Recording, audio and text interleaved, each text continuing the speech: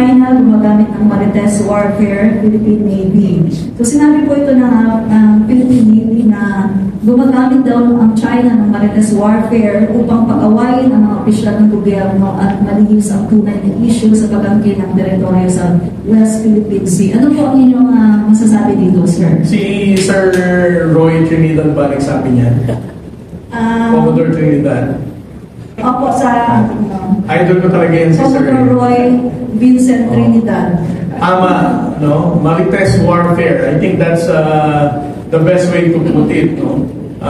Minsan mas nakaka-relate ang mga kababayan nating Pilipino kapag ginagamitan ng ganyan, eh, no? Pero ako, ang sabi ko nga, ang Chinese Embassy, not just the People's Republic of China in particular, no? Itong Chinese Embassy, wala talagang humpay sa paggawa ng kasinungalingan. Gumagawa sila ng mga made-up stories. At higit sa lahat, yung ini-implicate nila yung mga opisyal ng gobyerno para pag-away-awayin tayo. Yan lang naman talaga ang pinaka-ultimate goal nila. No? Para gumawa ng storya, guluhin ang usapin natin, ang diskurso natin pagdating sa West Philippine Sea, ilihis ang usapan na sila talaga ang nanghaharas, ilihis ang usapan na sila ang naninira ng ating marine environment. And then we're going to start doubting ourselves, no? Na even ang Armed Forces of the Philippines, dinadawit pa ng Chinese Embassy. Possible po kaya na umantong po ito sa gera dahil po sa patuloy na panghaharas? Well, una sa lahat, ang ating Pangulong Bongbong Marcos, kung marinig nyo naman, no? Ang paggamit nga ng water cannon, ayaw ni President Bongbong Marcos. Dahil naniniwala siya na sa isang mas mapayapang dialogo or more professional way in dealing with the Chinese Coast Guard and Chinese Maritime Militia. Kahit pa ang Philippine Coast Guard vessels natin are also equipped with water cannons, the President gave a very specific guidance, no? Na hindi natin yan gagamitin. Dahil kung tayo nga, tingin natin sa Chinese Coast Guard ay sila mismo ang nagpa-violate ng international law. Sila ang hindi sumusunod sa alituntunin ng mga Coast Guard organization. Kung gagamitin din natin ang water cannon, no? Which is only intended for firefighting and maritime safety, ano na lang ang diferensya natin sa kanila? Pangalawa, kung ang tanong, magkakagera ba? Alam mo, lagi kong sinasabihan yung mga trolls na nasa social media. Buti pa ang trolls, alam nila na magkakagera. Samantalang si Xi Jinping, hindi niya rin alam. Kaya siguro, minsan si Xi Jinping nag-iisip na rin kung itutuloy pa yung hiring ng mga trolls sa Pilipinas. Dahil mali yung messaging nila, di ba? Kasi, obviously, even si Xi Jinping doesn't want to go to war. Alam naman natin yan, di ba? Mali yung argument nila na ang ginagawa ni Commodore Tariela, ni General Eduardo Hanyo, ni Secretary Chodoro at ng ating Pangulo ay maghahantong sa gera. Buti pa sila eh. Alam nila magkakagera. Samantalang si Xi Jinping, ayaw niya naman talaga ng gera. Ang Amerika din naman, ayaw din ng gera. Dahil the moment na magkagera, sa waterways ng South China Sea, buong mundo ang apektado dito. Ngayon, kung ikaw China, may billion-billion kang populasyon, do you think you will decide to go to war? Dahil sa mga land features, maritime low tide elevation features na yan sa West Philippine Sea. Anong mapapala nila dyan? Sasabihin ng mga trolls, hindi, marami daw langis. Well, do you think dahil dyan makikigera sila? Di ba? Wala na namin masyadong balls dahil sinira na nila eh. Ano pa nakahabulin nila? Pangalawa, ang Pilipinas daw will be next Ukraine dahil parang Russia daw. Ang mga trolls, hindi ko alam kung tumitingin sila ng mapa. Or pwede naman nilang gamitin ng Google Map para makita nila ang difference ng Russia, Ukraine, Philippines at ng China. Ang Russia at Ukraine, neighboring na lang sila eh.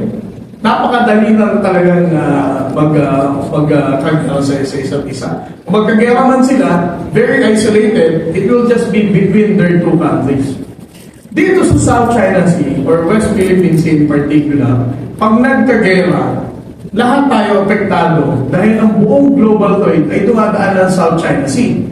Pangalawa, bukod dyan, hindi lang naman Pilipinas ang isa sa claimant states na naapektuhan ng 9-line. Meron kang Vietnam, meron kang Malaysia, meron kang Brunei, and of course, Indonesia's Natuna Island is also affected. Pangatlo, hindi pa nila alam na ang even China won't really go to war with the Philippines dahil it will trigger the Mutual Defense Treaty na ayaw din naman talaga ni Xi Jinping makigera sa Amerika. Di ba? Although ang sinasabi ng mga trolls, hindi, ginagamit lang tayo ng Amerika para girahin natin ng China.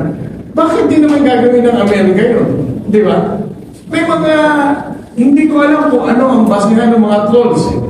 But definitely, ang dahilan lang naman ng mga trolls kung bakit nila paulit-ulit na sinasabing magkakagera, magiging Ukraine tayo, para takutin ng mga Pilipino. Kung maalala nyo, hindi lang naman hindi na bago itong pananakot na to eh. Nung nakaraang administrasyon, ilang beses na rin naman sinabi to ng ating dating Pangulo. Hindi tayo pupunta rito dahil talo tayo. Hindi tayo magdi-deploy dyan dahil maraming sundalong mamamatay. Pero ngayon naman, under this administration, President Bongbong Marcos has been deploying Philippine Coast Guard vessels and Philippine Navy. Wala namang namamatay. Di ba? Ibig sabihin, itong mga linyada na to is just allowing China to advance their own maritime forces at makalimutan na ng mga Pilipino na ang West Philippine Sea ay parte ng Pilipinas. Pero mas swerte tayo ngayon dahil meron tayong Pangulo, President Bongbong Marcos has been very committed dun sa kanyang unang sinabi na he's not going to surrender a square inch of our territory to any foreign power.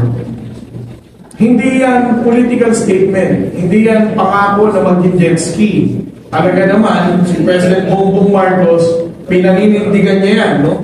Lahat ng bansa na pinuntahan niya, pinanindigan niya ang posisyon ng Pilipinas sa West Philippine Sea.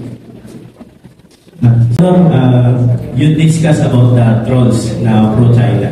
Sir, meron gumawa ng fake account ninyo na nakapangalan din po sa inyo, same profile picture sa Twitter or sa X. Sir, reaction nyo sa na to, sa very desperate action ng mga trolls na to na pro-China? Alam mo itong mga trolls, hindi ko alam kung nakakasingil. Di ba? O talagang ganito kang desperado na para may bonus para gumawa ng fake account. So, talagang they came that low, no? Gumawa ng isang fake account, ipangalan sa akin, tapos mag-tweet ng kung ano-ano. Ewan ko, sabi ko nga, meron dalawang uri ng trolls. Yung unang uri ng trolls, yung mga kababayan nating Pilipino, baka sabihin nyo, paano mo nalaman Pilipino, Commodore J? Tatagalog eh, di ba? Tagalog na Tagalog yung pagkakasabi, hindi naman in-check na Tagalog. Ang unang kategoriko ng trolls, yung mga Pilipino na para sa akin soulless entity. Kumbaga, ginagawa lang nila yan kasi kailangan lang talaga nilang makasingil, makabuhay ng pamilya. Sa akin, okay na ako dyan. But quits na tayo dyan dahil the mere fact na tumatanggap ka ng sweldo galing sa China, may foreign direct investment, no? Nag-i-invest sa China. Sa mga trolls natin dito na nakatambay sa bahay, imbis na nagka-counter strike o nagbabagnawag na online, ako na lang tinutroll. Okay na lang, di ba? Nakakatulong sila sa ekonomiya ng Pilipinas, bumababa ang unemployment rate natin. Pero, ang masakit sa akin, yung mga trolls na dating ambassador pa ng Pilipinas, no? Na dating tagapagsalita ng Malacanang, no? Ito ang mas nakakasakit sa akin. Kasi itong mga to, hindi mo na malaman kung anong ipinaglalaban. Ano ba talaga ang laban natin dito? Are you just doing that dahil ang sabi nila, mas concerned daw sila sa Pilipinas kaya sila nagtutroll, no? Pero tingin ko naman, sa lahat na lang na-expose natin since we started Transparency, wala naman tayong kasinungalingan na sinasabi sa Pilipino. Ang sinasabi natin dito, hinaharas pa rin tayo ng mga Chinese Coast Guard, nahihirapan pa rin ng mga kababayan nating mga isda na mag-isda. at ang Armed Forces ng Philippines ay patuloy pa rin nahihirapan din sa resupply issue. These are all factual narratives. Wala tayong dinadagdag, wala tayong binabawas. Ngayon, kung ikaw, dati kang empleyado ng gobyerno at sasabihin mo, ang ipinapakalat ko daw ay puro kasinungalingan, ang ipinapakalat ko daw ay magdudulot ng gera, tingin ko may mali ka na talaga. No? Pero ang recommendation ko nga, no, sa ating mga second category of troll na dating gobyerno, parte ng gobyerno ng Pilipinas. Kasi may mga edad na rin itong mga to eh. Para sa akin, para malaman nila kung tama ginagawa nila, ang recommendation ko sa kanila magpatawag ng family reunion. Family reunion, tapos kung meron na silang apo, meron mga kabataan sa family nila, tanungin nila isa-isa kung talagang they're still making sense, no? Sa pakikipaglaban sa West Philippine Sea or sa pagsuko ng West Philippine Sea. Kasi ako, naniniwala ako ang laban natin sa West Philippine Sea, it will go beyond my generation. Kung hindi man natin manasan ang success ng ating fight for the West Philippine Sea, sa ginagawa nating transparency na to, creating awareness sa susunod na saling lahi ng Pilipino, alam natin na may magtutuloy ng laban natin. Mga kabataan ngayon, may kamalayan sila kung anong ipinaglalaban natin. Alam natin na they're going to continue the fight sa mga susunod na saling lahing Pilipino. Ito ang dahilan kung bakit hindi natin dapat sukuan ang laban na to. Kasi the moment you stop doing this, the moment you stop telling the Filipino people kung ano ang pinaglalaban natin dito, makakaas kayo sa mga susunod na saling lahing Pilipino, they won't really care. Para sa kanila, wala na yan. Katulad ng mga paniniwala nila dati na wala. Maraming sundalo mong mamatay dyan. Talo tayo dyan. Ganyan. Diba? Darating ang point na ang mga Pilipino ay ng pag-usapan din. Pero dahil sa ginagawa natin na to, more Filipinos now are supportive in what we're doing. Ngayon, kung sila, again, tayo, ang concern natin, kabataang Pilipino, para sa laban ng Pilipinas sa mga susunod na panahon. Kung sila, tingin nila sila tama at silang may talagang gospel truth in preaching West Philippine Sea. Honestly, tanungin nila yung mga anak nila at apo. Kung tingin talaga nila and they can look straight in the eyes ng mga kamag-anak nila na to, na ang ipinaglalaban nila ay talagang laban ng Pilipinas o laban ng China, tingin ko naman, kahit ang apo na siguro nila lolo, makakarinig sila talaga ng tamang sagot dito. Ito po, Speaking of trolls, kasi po ay hindi mamatay-matay yung mga kinakalat ng mga trolls na yung Scarborough Shoal daw ay binenta ni former Senator Trillanes. O pwede pong pakiklarify din po kasi yun na po magaling. Hindi ko din alam kung saan ang ebidensya ng mga trolls para sabihin na ibenta ang baho ni Masinloc. No? May resibo ba daw sila na pinagbentahan? Or may bank transfer or GCash transaction? Kasi kung wala, again, these are just rumors or talagang made-up stories. So, ang Philippine Coast Guard, together with the Bureau of Fisheries and Aquatic Resources, can be able to go to Baho de Masinloc.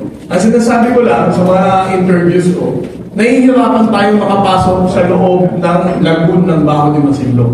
But it doesn't mean na hindi tayo nakakapunta rito. Baka sabihin na naman ng mga pro-China trolls, na-water cannon nga kayo. Na-water cannon nga. Pero the mere fact na nakakapunta tayo dito, it doesn't mean na may binenta at may nagbenta.